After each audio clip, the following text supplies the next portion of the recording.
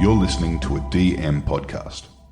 We would like to acknowledge and give thanks to the traditional owners of the land we record this podcast on, the Yagara and Turrbal people, and their continued connection to the land and waterways on which we meet. Hello and welcome to Sportish, where we look at life through the lens of sport. I'm Libby Trickett. And I'm Georgie Trickett. And once again, we're joined in the studio by the delightful Archie. Archie Wilson Lightning Trickett, because I went real loose on the last one. You're like, it's all out now. Let's just... I can't get too woo-woo until the last one. I mean, you haven't... I feel like, what's Alfie? We changed his middle name. Right. I know. I was like, he was Sunny. Yeah. But what is he now? Well, we changed him to Sunshine. Oh my God. And then Georgie, I don't know, actually, have I told you this? I don't know. And then we changed it to Alfred Buddy Sunshine Trickett. Who is Buddy? Buddy was our first love. Luke and mine's first dog, Buddy, he was a pug. And he taught us unconditional love. He was your first child in many ways. He was our first child. And he passed away about 4 years ago, 5 years ago. Long? Wow. Yeah, it must have been over 5 years because it was just before Bronte came. Yeah, so anyway, we also lost our pug Cross, Wilson, just before Archie came Earthside. So we're like, we're just going to name him Wilson Lightning, and then we're going to go back and change Alfie's name for the third time. See, this is all incomprehensible to me because I don't even have a middle name, and you've gone and given your children so many and names. With such backstory with all of them. Well, we haven't named them after people. We refused to name them after people. I'm offended by that. No offense to you. You're lovely. I mean, it wasn't like you didn't have some great choices around you. Obviously. George was one of our top boy names. I would have endorsed it. No, we named them after dogs, not people. What are we talking about today? Sport, obviously. Lens, life, vague connection too. Did you see the story, Georgie, about a swimmer whose name is Gary Hall Jr.? Oh, I couldn't look away from this. It was the most amazing story. So there's been lots of kind of stories about athletes who have either had their Olympic medals stolen or lost, or who have had to sell them for money reasons and all those sorts of things. But so what happened with Gary Hall Jr. is... And hang on, but even before we tell you what happened, who was Gary Hall Jr.? Sorry, I should get back to the beginning. Let's go to the beginning. Because very beginning. When I saw the pictures of this, the first thing I thought is, oh my gosh, that's who you grew up to be? Correct. Because I just remember him on the pool deck, and he was like enemy number one for the Australian swimming team. So the people will remember Gary Hall Jr., his iconic moment was the guy who said that they were going to smash the Aussies like guitars. At that stage, he would have been like college-ish age, early 20s. And he had that real all-American college. Oh my gosh, he could not get more American. Yeah. Like he is peak Americana. Peak America. And the cool thing about Gary Hall, and he was enemy number one in 2000. Yeah, he totally owned it too. But that's what was so cool about him and had been through his entire career. So like he's an Olympic gold medalist many times over. He ended up winning 10 Olympic medals. Wow. Yeah. So like he's an icon for USA swimming. But one of the coolest things is that he was just a boss. So I remember one of the core memories for me was him walking out to the 50 meters freestyle final in Athens in 2004, and he had like a robe, like a boxing robe on. Which no one wore robes at that time. No, and he's like shadow boxing and like, it could come across as real wanky, and I'm sure a lot of people thought it was very wanky, but it was just so fun, and he was just a character. Like he really showed his... There was showmanship. Showmanship is the perfect word. Like he is such a interesting personality, and in a sport that can be quite bland at times. I mean, I don't think it's bland. I mean, I'm shocked to hear you say that, but he correct, right? He was just such a breath of fresh air, and unfortunately, he was one of the victims of the LA fires in earlier this year. Just catastrophic fires that killed a couple of people. Tore through suburbs. Thousands of homes just obliterated. And lives. And I think lives devastated by the destruction, but communities devastated by the loss of the beautiful memories, neighborhoods they had. Yeah. And so, speaking of the kind of memories and the things that you just can't replace, Gary Hall lost his 10 Olympic medals in those fires. I just got chills. And it's a funny thing because you think about these things, like they're random pieces of metal and string, essentially. Yeah. And which sometimes you could wear to a grocery store if you wanted to. If you wanted to. Like my kids have dropped them, they've thrown them around, and it's such a personal artifact of this moment that you have spent so much of your life dedicated to. Totally. And, obviously it doesn't take away that moment. It doesn't take away that achievement. But to lose them the way that he lost them, it would have been absolutely devastating to him. And he was really quick to qualify that, they're just medals. Yes. That, they were safe and his family was safe and he was that's safe. The most and important that's the most important thing. And heartbreaking. That loss of those treasured items is just something that seemingly you couldn't replace. However, what was so beautiful about the Olympic community is that they gathered around him. He was flown to Lucerne. I feel like it's Lucerne. Let's go with Lucerne in Switzerland, which is the home of the Olympics and the IOC. And what was so beautiful about this particular thing is that they replaced every single one of his 10 Olympic medals. And obviously they're not the same, but like just that gesture, that welcoming of the community, that thoughtfulness to replace these things that are just such important items to him, he was just so emotional about it. And it was so beautiful to see that community really gathering and lifting him up and replacing those treasured items. And for him to have been presented with them. Yeah. And we'll post this video to our socials, but it's not just it's just not the medal itself. It's the ribbon it was hanging on, and there's the different names of the different Olympics on the side of the ribbon.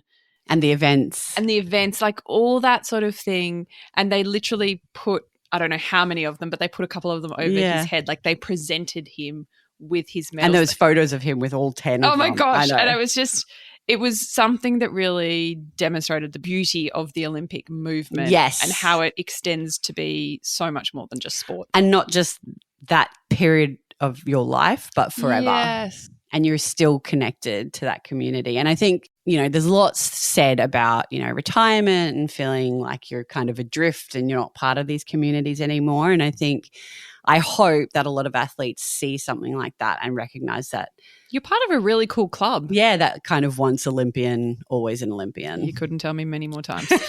Georgie, we're always an Olympian. It's been a while since we've done a bit of a community sport update. Yes. From our personal lives. We're doing a term 2 check-in here because term 1, I don't know, I feel like it's got a different vibe about it, term 1. I think we're still in swimming. And it's kind of a funny vibe because it's always term 4, term 1. And I feel like that's a bit disconnected because obviously Christmas holidays. Yeah, big break. Term 2, term 3, it's like all smushed together. There's an intensity about it. So I would like to begin this conversation by telling you that I've once again hosted a colour run. I feel like you deserve some sort of like medal for that, Georgie. I mean, the Olympic Committee can call me in any time. Take me to Switzerland. Please, fly me to Switzerland. It is a massive effort, but it's incredibly worth it on the day. Can I just say I'm so grateful for people like you. Thank you. I appreciate that because sometimes I'm like, do your parents know how much work this is? I do the bare minimum in volunteering, which I'm still very proud of. You have 5 children. I know, but I'm still very proud of it.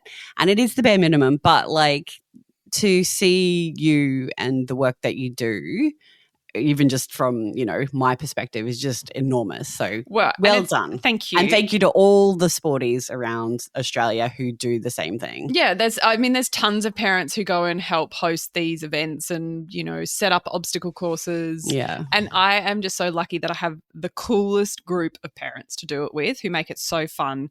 It's my favourite WhatsApp chat group. Hey. For term 1 and the start of term 2. And then it goes back to being you, obviously. The ones that you're involved in. It's so funny and it's so brilliant because we get dads involved as well because very early on in the piece I recognised that I don't really know much about setting up obstacle courses. Do I love going to Bunnings to buy the equipment? No. Not particularly. It's a blue job. But there are some really cool dads who I turned around to and said, you're good at this. Also, you're an engineer. I'd like your help.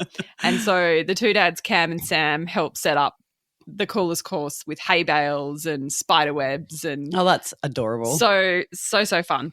And a slip and slide. Amazing. Which is so important in this day and age because the number of kids who have never done a slip and slide is growing. Oh, no. So we actually have to get a couple of the older kids to demonstrate how to do a slip and slide.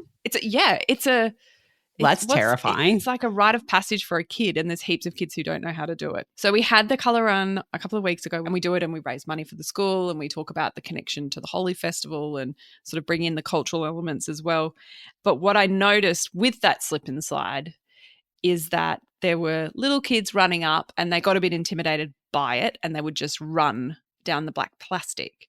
And the first couple of times no one really noticed, but then some of the kids who were watching started to boo. Oh, and I just went, oh, what's going on here?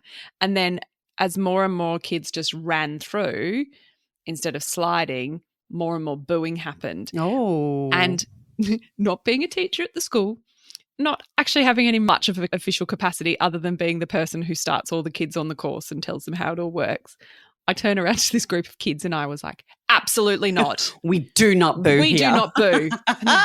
You got your mum voice on. I really got my mum voice on and I really should have pulled my head in. But also, no. I feel like they're the moments where it starts. And if you don't nip it in the bud, I was like, you cheer for these kids, you encourage them, but you do not boo. We do not boo here. You know what's funny? I think I used to boo, like at footy games. Well, and stuff. I'm also the mum at the footy games who, when everyone starts booing, I turn around to my kids and I'm like, you don't boo. No booing. We don't boo. Oh, okay. Mum's a bit intense about this. But I think it's Mum. Because why? Why do we feel this need to boo another team? What is it that we're achieving by booing? No, but that's exactly right. And it's just, I don't know, it feels really weak. It feels gross. Yeah, it feels really lame. And it doesn't feel like it's not a part. Particularly at a school participation exactly. This is about event. This is about making sport as accessible as possible by making it fun and interesting. And a slip and slide. And a slip and slide. Like we should be encouraging people to get active and we should be cheering on teams that are doing great things on the court, on the field. But why do we need to boo people? No. I mean, there's absolutely no reason to boo. We see it at tennis. We see it at the AFL. I think it's been a funny year, hasn't it, with booing and just poor behaviour at sporting events. I'd like to see it change. Absolutely. It starts with you, Georgie. It starts here, guys. So get your mum voice on. For all you listeners out there, if you see the booing, call it out. Yeah. Just affirm no. We give you permission. We give you permission to call out the booing. Yeah. Tell me about your... Yes. So, my community check-in. So this was a really, it's been a kind of a tricky period of time in terms of my kids and their sporting activities because for one of my kids, it's like too much sport is never enough. Yeah, she's obsessed. Obsessed. Like we'll add and add and add and add. And never takes away. And never wants to stop. And never wants to sleep. And it's really annoying at times. Lovely, also terribly annoying. Whereas my oldest daughter, Poppy, she decided this year that she didn't want to play netball. As discussed. Doesn't like the grading, doesn't like the hard courts. Totally fine. Mum also did not like the fact that she would have to stand with new people on the sidelines. Not okay. Firmly encourage. Which is fine. Pushing through the comfort zone. But she wasn't into it and that's cool. She wasn't into it and that's fine. But I did say to her, what is a sport that you're interested in picking up during this term? Because swimming's dialed right back. There's no school swimming anymore. Like there's some space in her calendar to pick up another sport, maybe one to try for the first time, maybe something that she had tried ages ago and see if she liked it again. Yeah. She couldn't come up with anything after a lot of suggestions. And then I was like, well, how about we just do some tennis lessons? Because we used to do tennis ages ago. It's great for hand-eye coordination. Yep. I like tennis. Life skill. It's a life skill. It's a long-term life skill. I'm thinking about me in the future getting to play tennis with my kids. Yeah. And immediately my middle girl who obsessed with sport, she's like, I'll do tennis. Let me do tennis on top of my dance troupe and hip hop and gymnastics and swimming and all of the other musical things that she does. And then even my youngest daughter, Bronte, she was like, I'll do tennis. I'd love to do tennis lessons. That would be great. But my oldest, the one that I've been trying to get to do, the actual person that I was targeting, was like, no, absolutely not. And I was like, come on, mate, like, let's just sign up for it. You'll love it. I know you get a bit nervous about doing things for the first time and who's going to be there. But, you know, you've worked through some of that stuff already and you'll be fine and there'll be people from your class, blah, blah, blah. I did all my, you know, go-to kind of motivational tools to work through. When I decide that it's something. When you're like, actually, this would be incredibly convenient. Didn't do that for netball. Tennis. And she was super resistant. This was a conversation that kind of came up and down for like a week. Anyway, I signed her up for it. And did you pay the fee? Paid the fee. Oh. And it was funny because she just kept pushing back on it. And I said, okay, well, if you didn't do that, would you pick up an extra like swimming lesson? Just because we want to keep active. Like for me, that's a really important thing. I think it's really important for the way her brain works to get out of her head and into her body more regularly. And she's like, yeah, immediately, yes.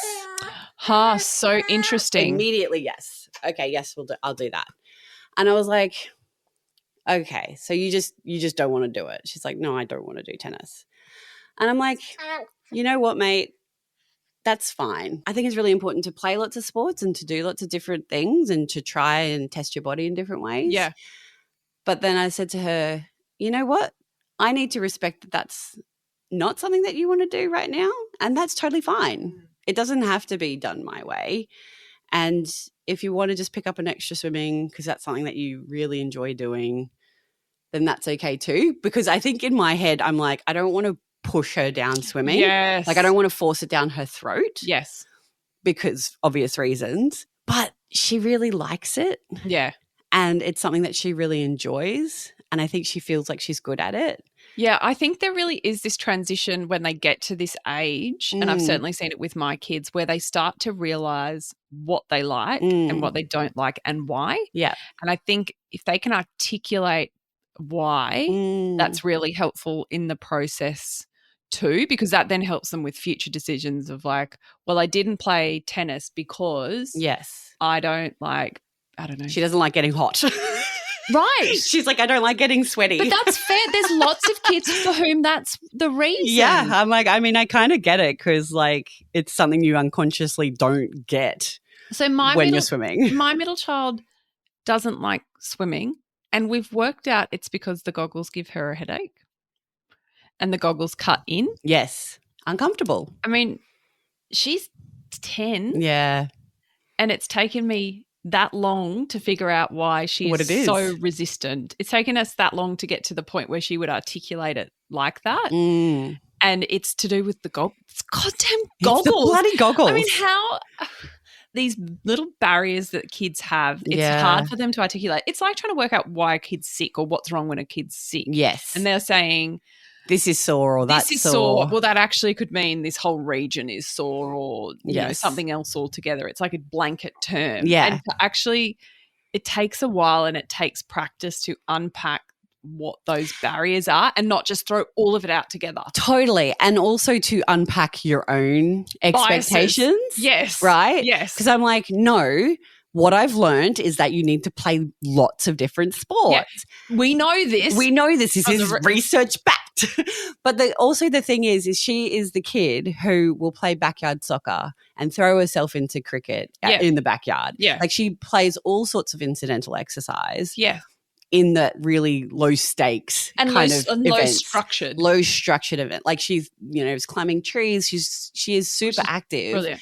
But I wanted her to try a different sport. But also as well, as she gets older again and she gets exposed to different things, like she doesn't know volleyball exists yet. That's exactly right. Those sort of things which don't typically come in until you hit those later age groups, or basketball, which may actually be the best kind of netball Poppy knows because you can move and you can bounce and it's wooden rather than concrete. It's indoors. I mean, that makes it less hot. And you got to respect that. You do. And I think that for me, I wanted to kind of flag that because I think we all think it needs to be done a certain way or, not do too much too early because that's something that I've been really worried about as well, like how much she's doing of one thing too early. Yes. Don't specialise, everyone. We say it a lot, but we've said it a million times. Do not specialise. It's really important not to specialise. Try and get them improving with as little training as possible. And we also know that there are some kids who will just be like your cricket nuts and that's all they want to play. And that's what I'm trying to wrestle with at the moment. You are not alone. No. I have Libby, what I can only describe as a classic midweek Hall of Fame, and it was brought to our attention by one of our listeners. We haven't had one in a while. I'm so happy. I'm really excited about this actually because you're right. We haven't had this for ages. And because just a reminder, what is a midweek Hall of Fame, Georgie? The midweek Hall of Fame is all about celebrating the little community wins, the amazing things that are happening in under 10 soccer or that are happening at 15-year-old cricket or whatever the sport may be. I mean, it could be something related to Max Verstappen. Absolutely. Max Verstappen and F1 is always welcome. We will always take your input on. But we would prefer the community level stuff. So we've spoken about athletes who have won national championships. We've spoken about a group of mums who went and did an amazing canoe with some sort of paddling. They beat the Kiwis in. Yes. We love those sort of stories. The little engines that could. Yeah, that really light you up. This was brought to my attention by one of our listeners. Thank you for sending it in. And I just thought we had to share it with the sporties. Please. So, Libby, in the northwest coast of Tasmania, there is a bit of a vibe around cheerleading. Yes. Now, I have been to the northwest coast of Tasmania and I was shocked. What's in the northwest coast? Is that like Hobart? No. More north and more west. Okay, cool. Good test. I mean, geography isn't your strong point, hey? So bad. So bad. I did it to grade 9. It's very agricultural. Okay. That's the region. Amazing. I've seen lots of the agriculture in that area. It's meant to be a weekend away, turned out to just be a tour of farms. Anyway. You're like, yay. It's a side issue for me to discuss with you at a later date. In the northwest of Tasmania, they're very good at cheerleading. Amazing. And a little group of cheerleaders aged 6 to 12, they won something in the statewide competition, and that meant they qualified for a competition in the US. If that doesn't warm the cockles of your cold, dead hearts, I don't know what will. I've not finished. What? In order to get there, they had to raise $64,000. Holy moly. So when they first started, they only had to raise something like $50,000. But then the Aussie dollar kept dying. Was it the tariffs? It wasn't the tariffs. It wasn't really the tariffs, but the Aussie dollar itself was so bad that because of the tariffs, they went from being 50. They then had to find $64,000 to get themselves to the US. And the thing that I love about this group of girls, you can see that this is a community that isn't valuing, what you look like or how athletic you are. They are valuing the fact that you're involved. You're turning up. It's a participation club, which just made me so excited. So they went out and they car washed and they ran a colour run and they did all those things to raise money. They found sponsors. There was a couple of different businesses that eventually tipped them into that enough money to get there. Most of them had never left the state. Wow. Let alone been to the mainland or to America. That's incredible. So they went to Orlando and they took out first place in the youth novice division of the Infinities Shut up. finals for cheerleading. They won it. They won it. That's going to make me cry. They're just these kids. They put on an outstanding performance. They got it's made Archie cry too. Archie's upset because he can see the emotion in mum. See, that's beautiful. It's just beautiful that these little kids from Tasmania have gone to America and shown everyone how to cheerlead. Can I just say that's what sport's about? Yeah. Not just for this moment. This is an incredible experience for those young girls. But they're going to remember that for the rest of their lives. And I hope that if they have, the capacity to, you know, when they're applying for jobs in the future, that they draw on that experience and the resilience that they needed to, you know, find this money and the doggedness that they showed to get to the US, let alone win. It's just like, it's beautiful. And it's all of the skills that sport is like so beautifully teaches everyone. The fact that they saw their community rally around them as well and get behind them and lift them up and go, we will send you there. Yeah. What an amazing confidence builder for these connection building. Kids who are aged 6 to 12 and for their community to say, you know what, we're going to send you. And not just those we're kids. Proud of you. But the families of those kids and the friends of those kids. Yeah. They see that and they go, I want to be part of that. I want to. It's a goddamn movie. Oh, it is a movie. So congratulations to the Wynyard Wildcats cheerleading troupe who took out the youth novice division in Orlando and just showed that Tasmania really does punch above its weight. And probably more importantly, they took out our midweek Hall of Fame. You're welcome. You're welcome. Thank you for listening to this week's episode of Sportish. We always ask if you guys can give us some reviews. And we had a listener say, but why? And to that I say, algorithms. Please. If you can just hit 5 stars, that helps other people find us. If you rate and review, that helps us go up the charts. And if you share it with people, then more people are listening. It just helps us, you know, get our message out there, share the love and the joy of sport. Yeah. It's a really simple message. It's one that we're really passionate about. And the more people who can hit those 5 stars, it's not a big ask. No, you just tap it. Tap, tap, tap. Tap, tap, tap. Tap it in. Just tap it in. Tap it in. Thank you for all your support. And will we see you next week? We'll talk to you next week. Are you feeling okay in the chair? I'm feeling great. Okay, you're back. Yeah. I mean, really, truly back? Massively. I'm all in, Georgie. You're like, let's record again. I'm ready to go. Okay, bye. Bye.